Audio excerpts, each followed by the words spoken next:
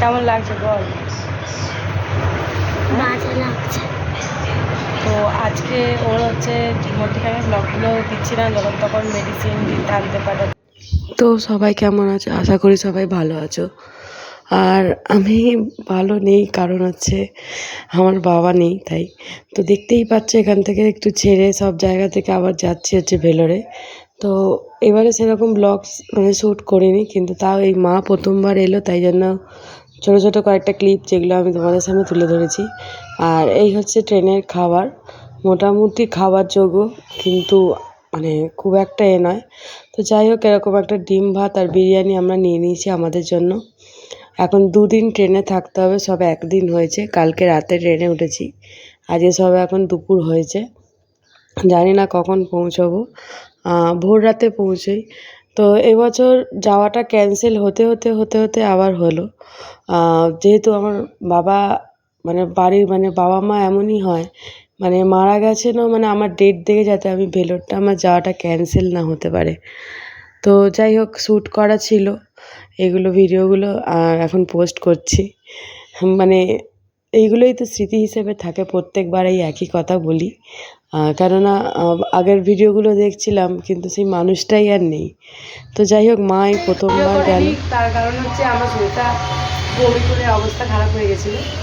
তো যাই হোক, আজকে ওর চেক আপ আছে, যাবো। তো আমরা আগে যেই রুমটায় ছিলাম যখন বাবা ছিল, সেই রুমটাতেই আছি। তো খালি পরিবর্তন হচ্ছে, এবারে মাকে নিয়ে এসেছি, যেহেতু বাবা নেই। বাবা এই 10-12 দিন হলো, তো ওই জন্য ভিডিও সেরকম খুব একটা দিইনি, লং ভিডিও। তো যাই হোক, এগুলো তো স্মৃতি হিসেবে থাকে, আগেরবারে ভিডিওগুলোতে বাবা যেমন ছিল। তো এবারে হচ্ছে মা এসছে, মাও চেক আপে যাবে, মাকে কালকে দেখাবো। তো ভগবানের হয়তো ইচ্ছে, যাই হোক, ভগবানের ইচ্ছের থেকে বড় কথা বাড়ির লোক এলে সুবিধা হয়। কালকে এখন অনেকক্ষণ টাইম লেগেছে, তারপরেও মানে সকাল 7:30টায় দেখাতে গেছি চেক আপে, আমার ডেট ছিল কালকে, আর ফিরেছি হচ্ছে 2টোর সময়, 1:30টার সময়। তো মেয়েটাকে ততক্ষণ রেখেছে। তো তাই জন্যই বাড়ির লোক থাকা, মেয়েদের বিশেষ করে বাবা মা থাকাটা খুব দরকার। বাবা তো ছাড়, আর বাবার পর মা।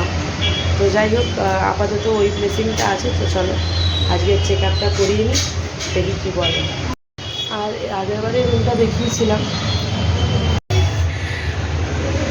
কোন ডিমটা ফেটে বেরিয়ে যাচ্ছে।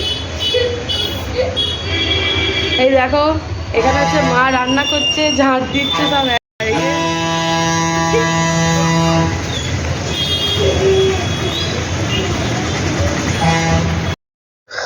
তো ফাইনালি মেয়ের চেক আপে চলে এসেছি, হচ্ছে দেখতেই পাচ্ছ এখানে ভিড়। আর এই হচ্ছে ডাক্তারের নাম, যেই ডাক্তারকে আমরা দেখাই। তো এখন আমাদের নাম্বার আসবে যেখানে ওয়েটিং রুমে, তো তারপর দেখাবো, দেখি কি বলে। তো প্রত্যেকবারের মতো এইবারেও ওকে অ্যাডমিট নিয়েছে, অনেক কিছু টেস্ট হবে। তো টেস্ট হওয়ার পর তারপর রিপোর্ট বেরোবে, তারপরে আমাদেরকে ছাড়বে। তো যাই হোক, এখন এখানে হসপিটালের ড্রেস পরে যা লাগছে কি বলবো। তো একদিন হয়ে গেছে অ্যাডমিট, আজকে পৌনে ছাড়তে পারে রাতে। তো এই যে মা এসছে, দেখতেই পাচ্ছ। আর এই হচ্ছে আমরা, আর মা আস্তে আস্তে হারিয়ে যাচ্ছিল, আমি আবার নিয়ে এসেছি, জানি না যেতে গিয়েও হারিয়ে যাবে কি না। তো মায়ের এইটা হচ্ছে প্রথম এখানে আমার সাথে কোথাও ট্রেনে করে জার্নি করে আসা।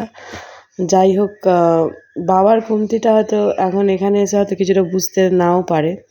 তো আজকে হচ্ছে এর বায়োপসি হবে, তো এখানে অনেক ইঞ্জেকশান আছে, আর এই চেয়ারে করে নিয়ে যাওয়া হবে।